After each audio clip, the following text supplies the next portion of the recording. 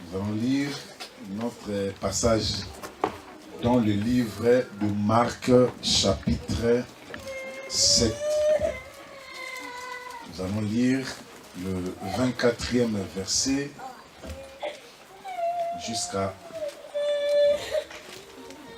30e verset. Donc Marc,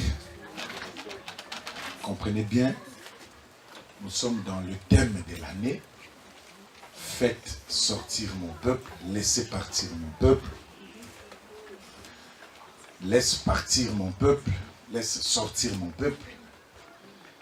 Et nous partageons ces derniers temps un message, un morceau de pain qui vaut mieux qu'une maison qui est remplie de plein de viande. Et aujourd'hui, comprenez une chose, c'est que je voulais vous dire que l'Église, ce n'est pas l'assemblée des gens qui ne comprennent rien. L'Église, ce n'est pas une association. L'Église, ce n'est pas un lieu où nous venons parce que lorsque je vais me marier, on va me soutenir. L'église, ce n'est pas un lieu où nous venons parce que lorsque je vais perdre ma maman, on va me donner l'argent. L'église, ce n'est pas un lieu qu'on vient parce que lorsque je tomberai malade, on va me donner. Si l'église a la possibilité de le faire, on le fera. Mais l'église, quand nous nous rassemblons, c'est pour adorer le Seigneur notre Dieu et préparer nos âmes pour à la rencontre de notre époux qui revient bientôt. Est-ce que vous comprenez? Amen. Vous savez, on a eu des problèmes, des gros soucis. Moi, voilà. Mais l'église, c'est l'endroit où nous venons pour préparer nos âmes. C'est pourquoi aujourd'hui, dans les églises, il faut le message de la repentance, le message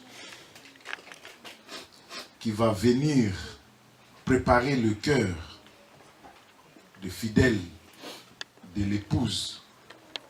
Comprenez bien, Jésus a dit la parabole des 10 vierges, dont 5 étaient des folles et 5 étaient des sages.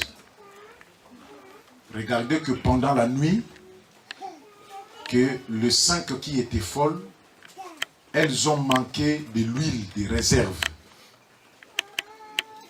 Et comme elles ont manqué de l'huile de réserve, c'est à ce temps-là que la voix de l'époux a été retentie pendant la nuit pour l'arrivée de l'époux. Et les 5 vierges qui étaient folles demandèrent aux 5 vierges qui étaient sages de leur donner encore de l'huile parce que leur lampe s'éteignait déjà. Et comprenez bien que les 5 sages ne pouvaient pas donner de l'huile aux 5 autres vierges. Et au moment où que les 5 autres rentraient pour aller chercher de l'huile, l'époux était là pour prendre son épouse. Jésus a dit, veillez, parce que votre Seigneur reviendra. Notre Seigneur reviendra à l'heure même où nous n'avons même pas pensé. Aujourd'hui, ce n'est pas intéressant, mais ça m'a interpellé de voir un homme qui était un grand chanteur de la musique profane, qui est du Congo, Kinshasa. les Congolais de Kinshasa qui les connaissent bien. Il y a beaucoup aussi qui ont déjà suivi cette information, qui est décédé ce matin à Abidjan. C'est le monsieur Papa Wemba. Donc il est décédé en plein concert. En plein concert. Donc il chantait et tout d'un coup il est tombé, il a fait une crise. Après il est tombé et voilà, il n'est plus. Donc il n'est pas passé dans des hôpitaux, dans les lits des maladies. Peut-être nous on dit, quand je serai dans le lit de l'hôpital, c'est à ce temps-là que je dois me préparer. C'est à ce temps-là que je dois confesser mes péchés. C'est à ce temps-là que, voilà que quand la mort vient, la mort ne prévient pas. La mort n'annonce pas son avènement. Donc quand elle vient, elle peut surprendre les gens. Je me suis senti non juste par rapport à lui. Je me suis senti non, je ne sais pas, saint par rapport à lui, mais sa mort m'a interpellé. Ça a interpellé ma conscience. Que moi aussi aujourd'hui, à l'instant même que je vous prêche, je peux tomber et je meurs. Mais moi, je ne crains pas la mort. Même si aujourd'hui je meurs, pour moi, c'est un gain. Parce que j'ai déjà dégoûté cette terre qui dure encore. Oh Seigneur Jésus, viens. Parce que nous avons besoin d'entrer dans la place où tu es parti nous préparer. Moi, il y a ma place. Là où tu es parti, préparer. Moi, il y a ma place. Donc voilà que nous devons être prudents.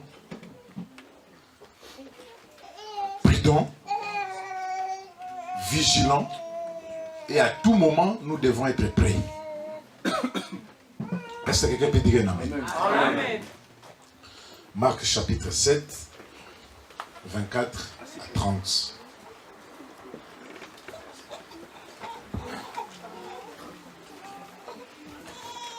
Nous lisons les Écritures dans le livre l'Évangile de Marc. L'évangile de Jésus-Christ selon Marc, chapitre 7, versets 24 à 30, et nous lisons dans le nom de notre Seigneur Jésus. Amen. Jésus, étant parti de là, s'en alla dans les territoires de Tyr et de Sidon. Il entra dans une maison, désirant que personne ne le sût, mais il ne put rester caché. Car une femme, dont la fille était possédée d'un esprit impur, entendit parler de lui et vint se jeter à ses pieds. Cette femme était grecque, syro-phénicienne d'origine. Elle le pria de chasser le démon hors de sa fille. Jésus lui répondit, « Laisse d'abord les enfants se rassasier, car il n'est pas bien de prendre le pain des enfants et de le jeter aux petits chiens. » « Oui, Seigneur, lui répondit-elle, mais les petits chiens, sous la table, mangent les miettes des enfants. » Alors il lui dit, « À cause de cette parole, va, le démon est sorti de ta fille. » Et quand elle rentra dans sa maison, elle trouva l'enfant couché sur le lit, le démon étant sorti. Ok, la parole du Seigneur. Merci, nous pouvons nous asseoir, que le Seigneur nous bénisse. Regardez ce que la Bible nous dit, l'apôtre, le frère Marc nous dit, l'écrivain qui a écrit l'évangile de Jésus, selon lui. Il nous parle d'un homme qui est entré dans une maison, mais dans le territoire de Sidon. Regardez bien, la Bible dit que Jésus entra discrètement. Il n'a pas voulu que les gens sache que il était dans cette maison. Parce que comprenez que dans le temps du Seigneur, quand les gens savaient que le Seigneur était quelque part, il y a toujours les gens qui cherchaient à venir voir ou à venir écouter. Il y a aussi les gens qui venaient pour, en quelque sorte, prendre le miracle. Ou d'autres qui venaient pour voir le miracle que le Seigneur devait accomplir. Voilà, c'est pourquoi que quand nous lisons dans les évangiles, quand on parle de Jésus, de ce que le Seigneur a fait, nous allons voir que la Bible parle que la foule marchait ensemble avec le Seigneur. Parce que quand le Seigneur est là et qu'il fait des miracles, les nouvelles partaient de part et d'autre. Et il y a d'autres personnes qui entendaient des nouvelles et qui cherchaient aussi à voir la personne là qui faisait des miracles. Maintenant, quand le Seigneur un jour est parti dans le territoire de Tyr et de Sidon, la Bible dit qu'il a voulu que les gens ne sachent pas qu'il était dans cette maison-là. Parce que si les gens savaient qu'il était dans cette maison, il y aurait la foule qui devait venir vers le Seigneur. Mais lui, il est entré discrètement. Quelqu'un peut dire un amen. Amen. Il est entré discrètement. Donc l'arrivée de Jésus dans cette maison, c'était discret. Personne ne pouvait comprendre. Mais par contre, malgré la discrétion du Seigneur, quand il est arrivé dans cette maison, il y avait une femme qui a su que le Seigneur était dans cette maison. Que Jésus entrait dans cette maison. Malgré que le Seigneur s'est caché pour que les gens ne comprennent pas. Mais il y a une femme qui avait compris que le Seigneur était entré dans cette maison. Or, cette femme avait des soucis dans sa vie. Il avait des problèmes. Regardez, frères et sœurs, vous allez comprendre que si tu as des problèmes, tu peux faire selon tes propres efforts. Il y a des choses que toi-même tu peux faire des efforts et tu arrives à les résoudre. Mais il y a d'autres choses. Il faut que tu comprennes le Seigneur est en paix.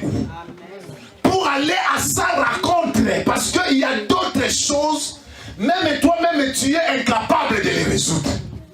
Il faut seulement un homme. Il faut seulement le Seigneur Jésus. Amen. Voilà que cette femme avait des problèmes, des soucis dans sa vie. Mais il y a une grâce que quand le Seigneur entrait discrètement dans la maison, que personne ne pouvait comprendre, mais la femme avait compris que le Seigneur est entré là-bas. Donc ça veut dire que ça, il faut avoir l'œil. Est-ce que vous comprenez? Amen. Il faut avoir l'œil. On ne va pas beaucoup parler, parce qu'on va faire d'autres choses, mais tu vas comprendre le message. Il faut avoir l'œil pour comprendre que ça, c'est le Seigneur. Sinon, ton problème restera toujours des années et des années. Si tu ne rencontres pas le Seigneur Jésus-Christ.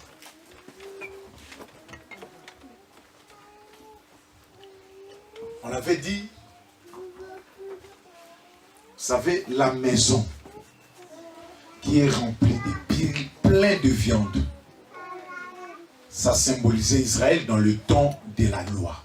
Parce que dans le temps de la loi, les gens étaient obligés d'amener des animaux chez les sacrificateurs pour que les sacrificateurs sacrifient les animaux à l'Éternel. Et il était interdit à un homme de sacrifier un animal seul. Il faut que, même pour le pardon de péché, même pour des actions de grâce, même pour des offrandes à Dieu, on amenait des sacrifices des animaux à l'Éternel. Mais par les sacrificateurs. Mais la Bible dit que vaut mieux un pain qui est sec, un morceau plutôt de pain qui est sec, qu'une maison qui est remplie de viande. Et cette maison, nous comprenons bien que c'est le temps de la loi.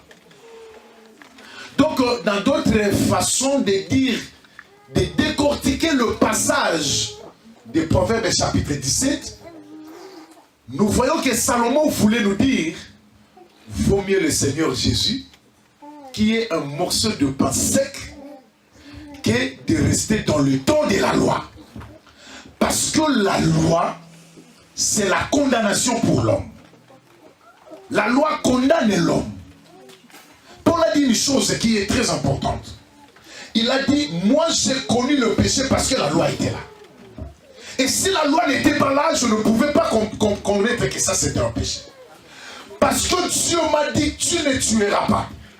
Dieu m'a dit, tu ne peux pas dérober. Dieu m'a dit, tu ne peux pas envier la chose de ton prochain. C'est dans ce temps-là que moi maintenant j'ai connu que quand j'envie, ça devient un péché. Amen. Or, la loi, c'est spirituel. Mais nous sommes charnels. Donc nous avons le corps physique. Vous savez, la vie chrétienne, hein, parfois c'est compliqué. Hein.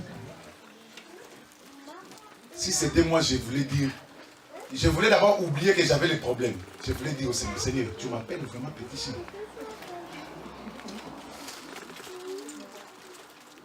Donc comme si le Seigneur m'a minimisé. Il m'a regardé rien.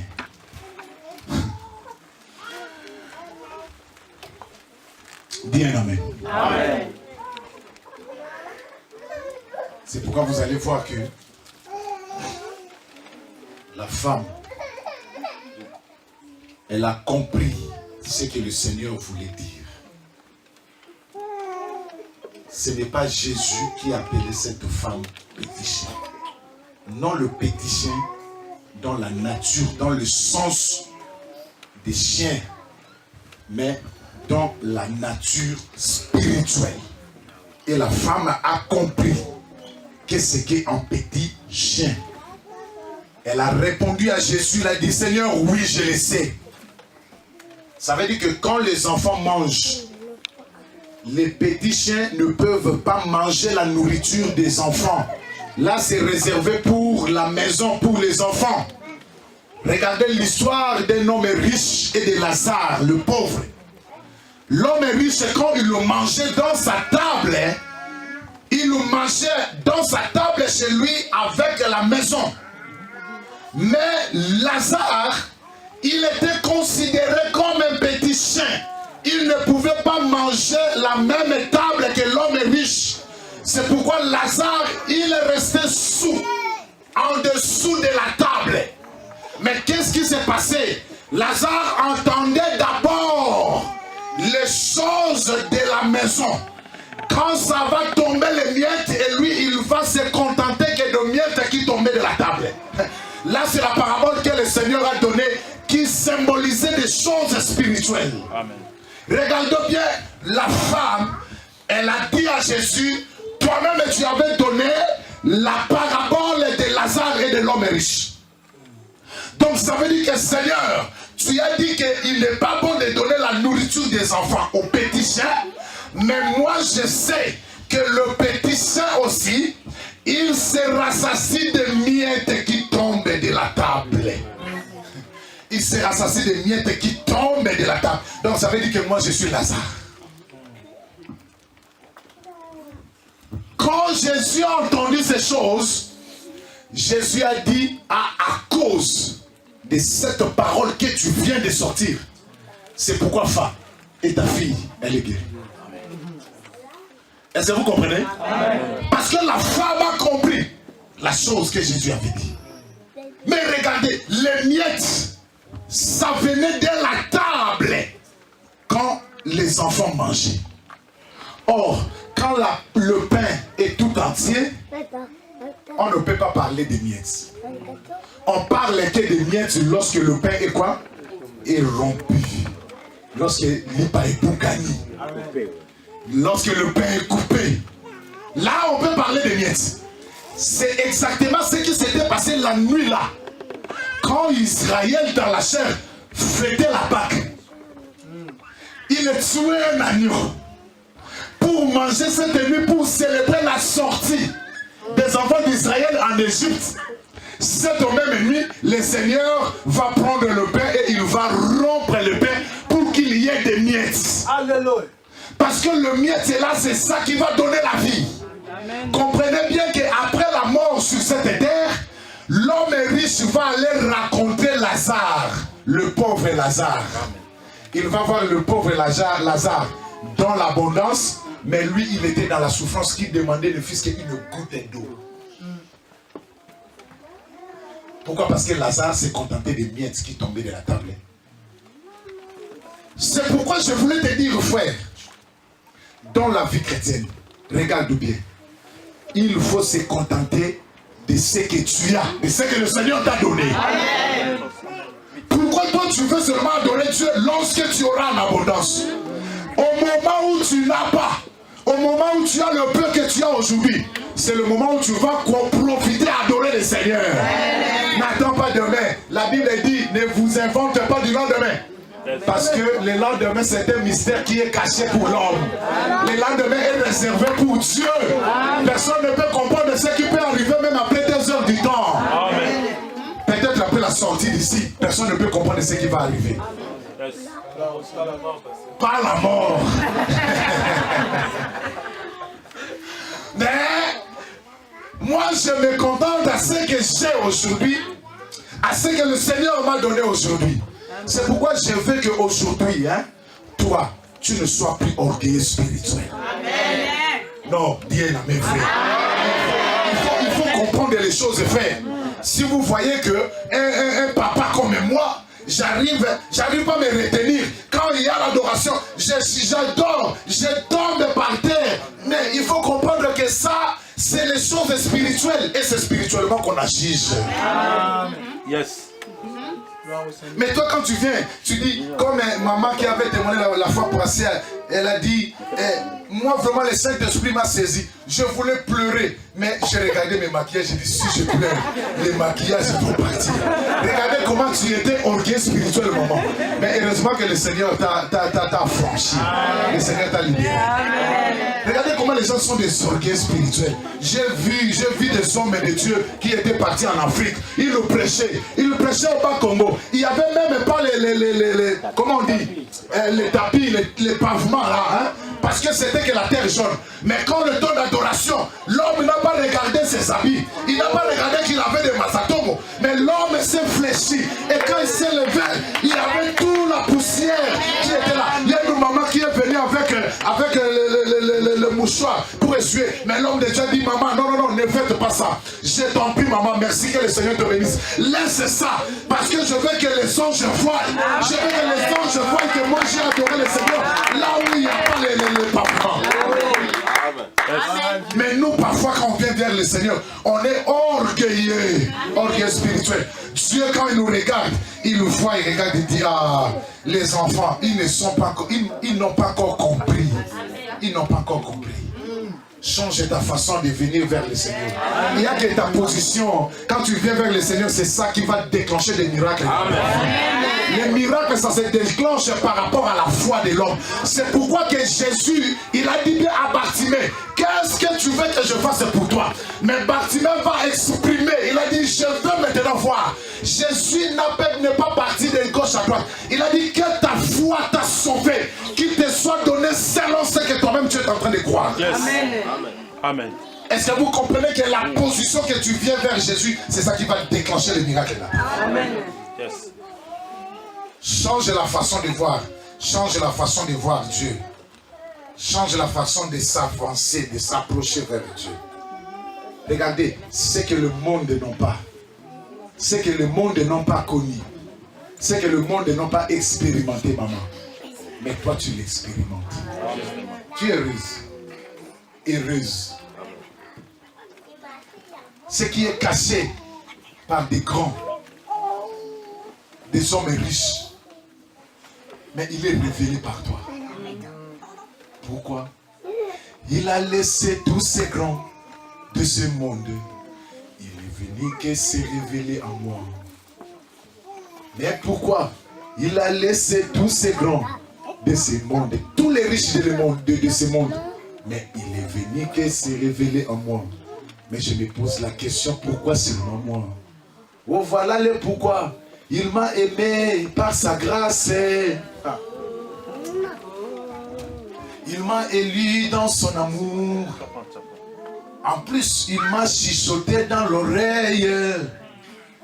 Il revient bientôt, Jésus. Viens, Jésus. Moi, je suis fatigué déjà de cette terre. Viens, Seigneur. Oh, dans tout, il m'a dit d'être prêt. Que le Seigneur vous bénisse. Amen. Vous êtes tellement merveilleux. J'ai envie de parler des bonnes choses. Mais le temps nous a fait défaut. Nous allons prier le Seigneur. Mettons-nous. Nous voulons adorer, prier le Seigneur Jésus. Alléluia.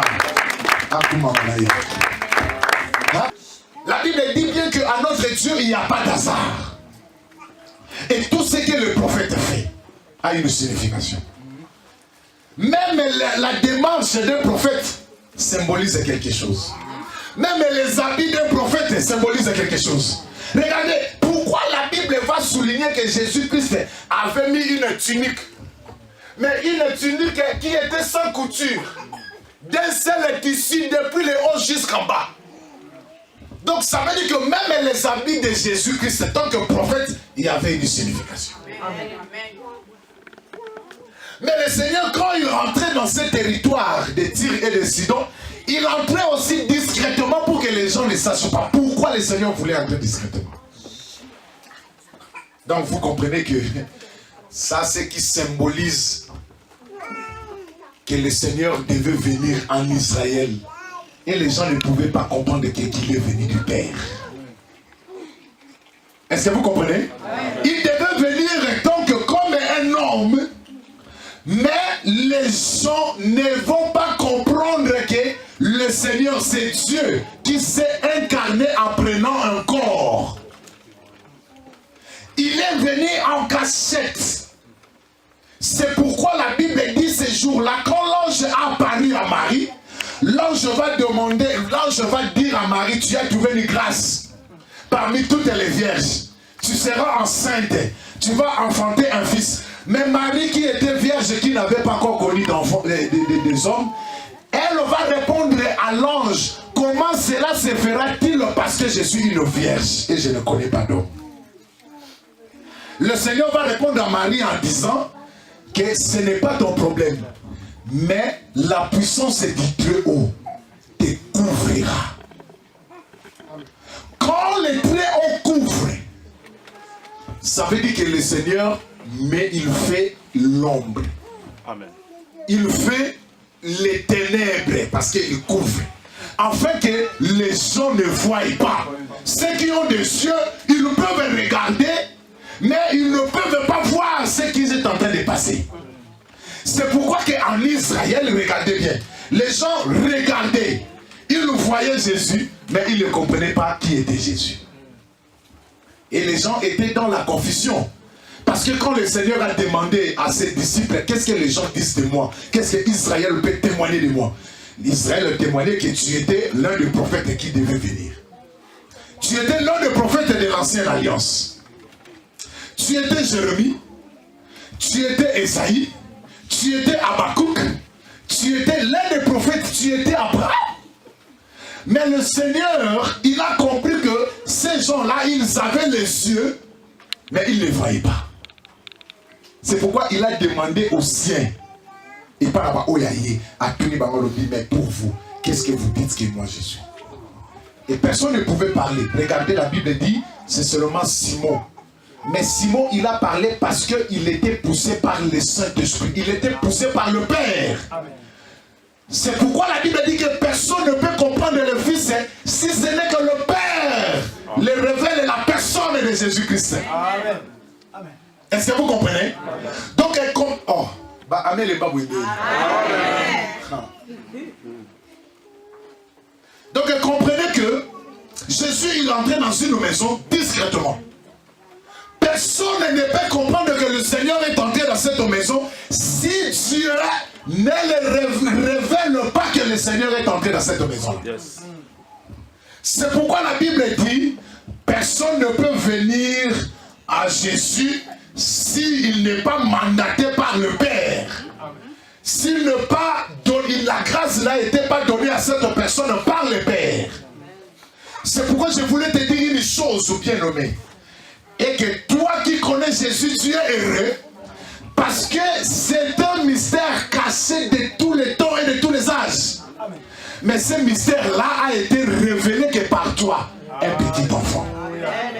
Donc nous connaissons celui qui est notre paix. Nous connaissons celui qui est notre abondance. Nous connaissons celui qui est notre bénédiction. Nous connaissons celui qui est le gardien de nos âmes. Celui qui nous protège. Celui qui a préparé une place pour nous. Mais il y a beaucoup qui sont morts. Même aujourd'hui, il y a beaucoup qui sont morts, mais qui n'ont pas reçu cette grâce-là. Or, cela, ce n'est pas par l'effort personnel de l'homme. Yes. Mais c'est par la grâce divine. La grâce est du très haut. Donc pour moi, j'ai dit ça, c'est une grâce, Seigneur. Qui suis-je? Un homme comme moi? Qui suis-je? Quelqu'un comme moi? Afin que aujourd'hui je sois appelé le fils du très haut. L'enfant de Dieu. La Bible dit, nous sommes devenus. Il nous a donné le pouvoir de devenir enfants de Dieu. Cela, ce n'est pas par les efforts personnels, ce n'est pas par la chair, ce n'est pas par la volonté d'un homme, mais c'est la volonté du très haut. Ah, dis un amen. Amen.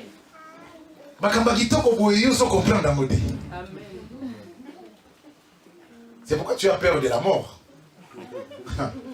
Tu as peur de la mort. Quand la mort vient, quand tu commences à être malade, là, tu commences déjà à penser à la mort. Et je dois mourir. Même bête. Et yana butu, et yana boyi. Nakobanga elokote. Gaïmwana le roi des rois. Oh, yawazali mokoti nangai nakobanga elokote. Vous savez, il y a une promesse qui a été promise dans le livre des Romains chapitre 8 en disant: qu'est-ce qui peut nous séparer de l'amour de notre Dieu? Ça, je ne sais pas pourquoi je prêche la mort souvent, parce que les gens disent que quand tu parles beaucoup de la mort, c'est que tu veux mourir. Donc, vraiment priez pour moi, mais même si je veux mourir, que le ciel s'ouvre pour moi. C'est aussi pour avertir aussi. Mais moi je vous dis que je n'ai pas peur de la mort. Bon, on va passer l'histoire de la mort là parce que ça revient tout le temps. La mort. J'ai encore envie de vivre parce que mes enfants ont encore besoin de moi. Vous aussi vous avez besoin de votre pasteur. Le temps viendra, mais tout ça nous va gêner. Étape à Liboso Kakaya. Il y a Moïse Dokoufa. Non. Il faut donc qu'il y ait une étape à Mibaleto, l'étape à Mibaleto. Dis un amen. Alors, donc l'esprit des morts au nom de Jésus-Christ est loin de moi. Donc comprenez que le Seigneur va entrer discrètement. Mais la Bible dit qu'une femme a su. Tout le monde n'a pas compris que le Seigneur était entré là-bas, mais une femme a compris. Yes.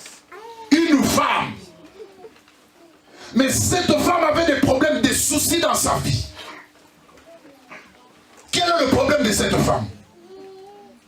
Là, dans sa maison, il avait sa fille, qu'il était tourmenté par des démons.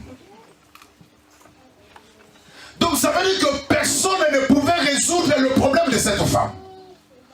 Mais la grâce de Dieu a fait que la femme voie que Jésus-Christ est entré dans une maison. Là où le Seigneur est entré discrètement. Dans la discrétion, mais cette femme va voir. C'est pourquoi je veux dire qu'il faut avoir les yeux pour voir quand le gens regarde et ne voit pas. Il faut avoir un cœur Les autres ne comprennent pas. Parce que ça aussi c'est une grâce. La compréhension de la parole de Dieu c'est une grâce. Amen. Il y a des gens qui ont reçu, qui ont entendu, qui ont eu la sémence des années et des années. Mais ils sont toujours comme ça.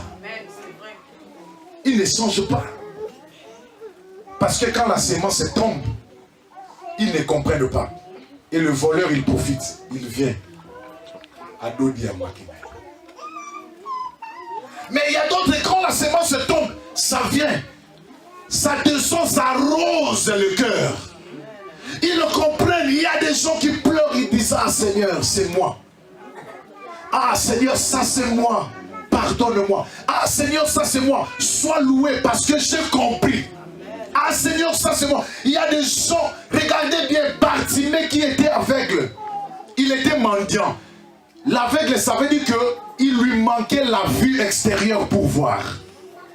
C'est le symbole d'un peuple qui est dans le ténèbre. Un peuple qui ne peut pas voir les choses qui se passent dans la lumière. Un peuple qui reste dans le péché, dans le ténèbre. Mais lorsqu'il a entendu parler de Jésus, il a compris qu'aujourd'hui c'est mon temps. Il a demandé qu'est-ce qui se passe. Les gens ont dit c'est Jésus de Nazareth. Il a dit ah, aujourd'hui c'est mon temps. Parce que Bartimée avait compris. L'aveugle avait compris. Quand la sémence vient, ça rentre dans le cœur. Oui, ça change, ça bouge, ça bouscule le cœur. On comprend, le cœur est brisé. On comprend que la sémence tombe. Et nous profitons, nous disons Seigneur, ça c'est moi. Seigneur, je viens. Bien, amen. Amen. Mais cette femme, elle n'était pas juive. Elle était étrangère. Or, comprenez bien que Jésus va entrer dans une maison. Mais une étrangère va comprendre que le Seigneur est là. Mais l'étrangère va venir jusque dans cette maison-là. Vous savez, une maison appartient à quelqu'un. Chacun a sa maison. Hein? Bon, cette maison, il y avait le propriétaire de la maison. Si c'est le propriétaire de la maison qui a invité Jésus, donc Jésus était l'invité de cette maison. Maintenant, regardez la femme, quand elle est entrée, elle a profité de cette grâce. C'est pourquoi comprenez que ça parle de Jésus, d'Israël et de nous, les nations qui étaient éloignées de la grâce de Dieu. Parce que Jésus, quand il est venu chez les siens. Il est venu chez son peuple. Il est venu en Israël. Parce que dans la chair, le Seigneur est sorti de la tribu de David. Dans la chair. Donc ça veut dire que quand il est venu dans la chair, dans l'Israël, le Juif qui était son peuple, qui était sa nation. Et nous étions des étrangers. Mais nous avons vu que le Seigneur, la grâce est venue discrètement. Amen. C'est pourquoi que la femme, quand elle est entrée, elle est venue se jeter directement aux pieds de Jésus. Elle a dit, Seigneur, aie pitié de moi. J'ai besoin de ton aide. Est-ce que vous comprenez? Amen. Toi, tu fais toujours des fiers quand tu adores Dieu, quand tu avances vers le Seigneur, tu fais toujours des fiers. J'ai vu des gens qui sont des orgueilleux spirituels. Mais ici, dans cette église, je n'ai jamais vu des gens orgueilleux comme dans cette église.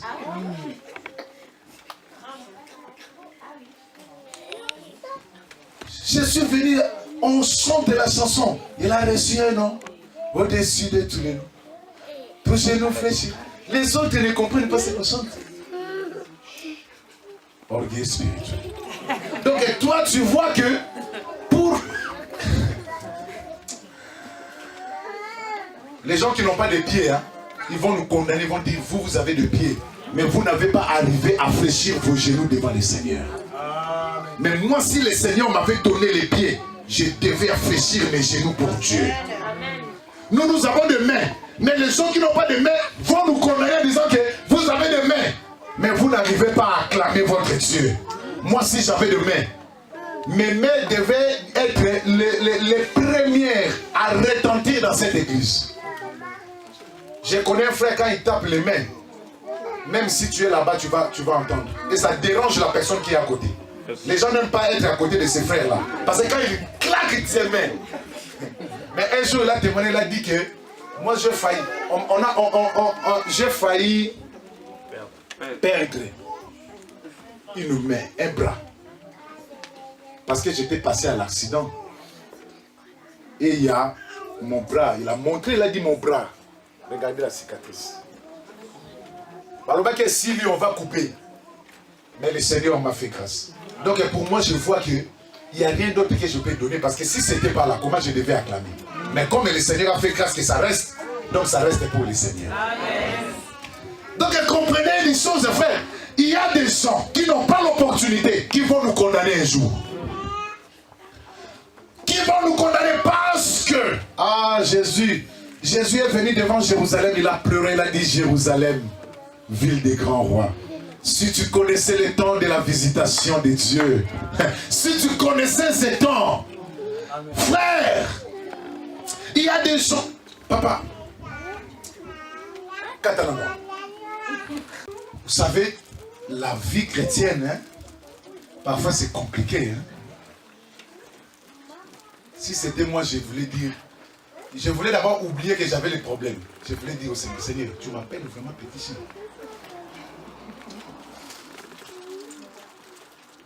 Donc comme si le Seigneur m'a minimisé. Il m'a regardé rien.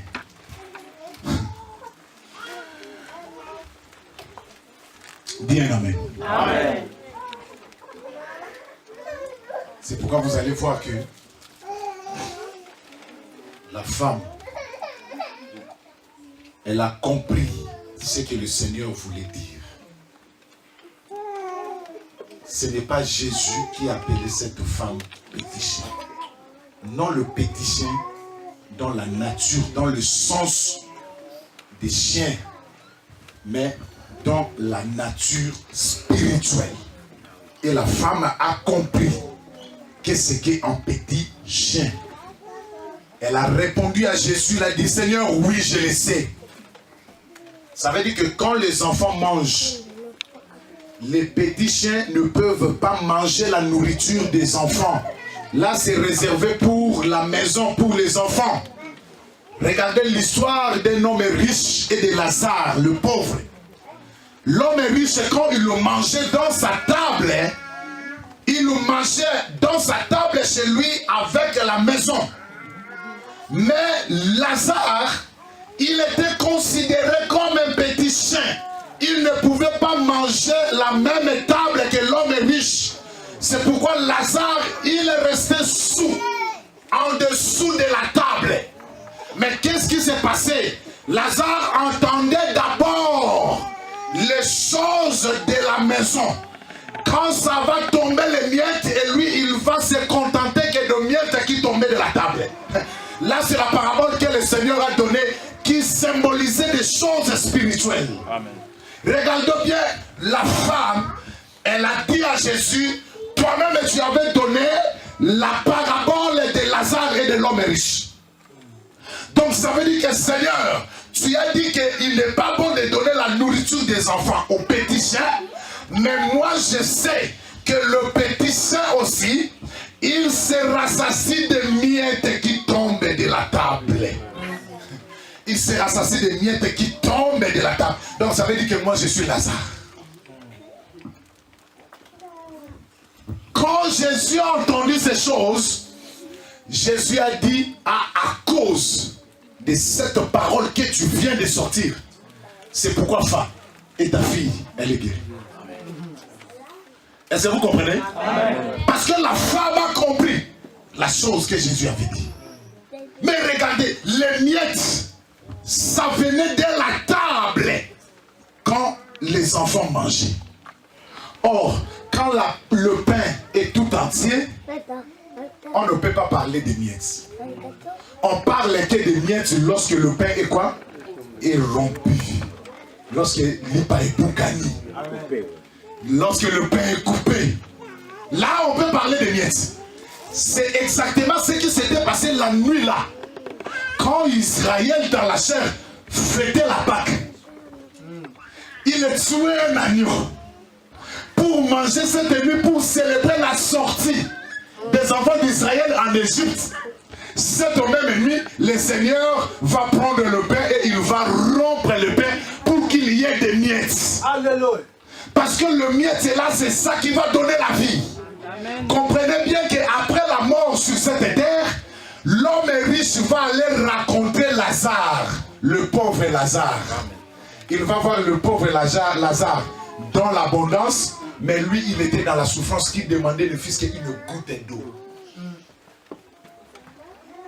Pourquoi? Parce que Lazare s'est contenté des miettes qui tombaient de la table. C'est pourquoi je voulais te dire, frère, dans la vie chrétienne, regarde bien, il faut se contenter de ce que tu as, de ce que le Seigneur t'a donné. Amen. Pourquoi toi tu veux seulement adorer Dieu lorsque tu auras en abondance? Au moment où tu n'as pas, au moment où tu as le peu que tu as aujourd'hui, c'est le moment où tu vas profiter à adorer le Seigneur. N'attends pas demain. La Bible dit, ne vous inventez pas du lendemain. Parce que le lendemain, c'est un mystère qui est caché pour l'homme. Le lendemain est réservé pour Dieu. Personne ne peut comprendre ce qui peut arriver même après 2 heures du temps. Peut-être après la sortie d'ici, personne ne peut comprendre ce qui va arriver. Pas la mort. Mais moi, je me contente à ce que j'ai aujourd'hui, à ce que le Seigneur m'a donné aujourd'hui. C'est pourquoi je veux qu'aujourd'hui, toi, tu ne sois plus orgueilleux spirituel. Amen. Non, dis amen, frère. Il faut comprendre les choses, frère. Si vous voyez que un papa comme moi, j'arrive pas à me retenir. Quand il y a l'adoration, j'adore, je tombe par terre. Mais il faut comprendre que ça, c'est les choses spirituelles. Et c'est spirituellement qu'on agit. Yes. Mais toi, quand tu viens, tu dis, comme maman qui avait témoigné la fois passée, elle a dit, moi vraiment le Saint-Esprit m'a saisi. Je voulais pleurer, mais j'ai regardé mes maquillages, j'ai dit, si je pleure, les maquillages vont partir. Regardez comment tu étais orgueilleux spirituel, maman. Mais heureusement que le Seigneur t'a franchi. Le Seigneur t'a libéré. Regardez comment les gens sont des orgueilleux spirituels. J'ai vu des hommes de Dieu qui étaient partis en Afrique. Ils le prêchaient au Bas-Congo. Il n'y avait même pas les comment on dit, les tapis, les pavements là, hein? Parce que c'était que la terre jaune. Mais quand le temps d'adoration, l'homme n'a pas regardé ses habits. Il n'a pas regardé qu'il avait des masatomo. Mais l'homme s'est fléchi. Et quand il s'est levé, il y avait toute la poussière qui était là. Il y a une maman qui est venue avec le mouchoir pour essuyer. Mais l'homme de Dieu dit, maman, non, ne faites pas ça. Je t'en prie, maman, merci que le Seigneur te bénisse. Laisse ça. Parce que je veux que les anges voient. Je veux que les anges voient que moi j'ai adoré le Seigneur. Là où il n'y a pas les pavements. Mais nous, parfois, quand on vient vers le Seigneur, on est orgueilleux spirituel. Dieu, quand il nous regarde, il nous voit, il regarde et dit, ah, les enfants, ils n'ont pas encore compris. Ils n'ont pas encore compris.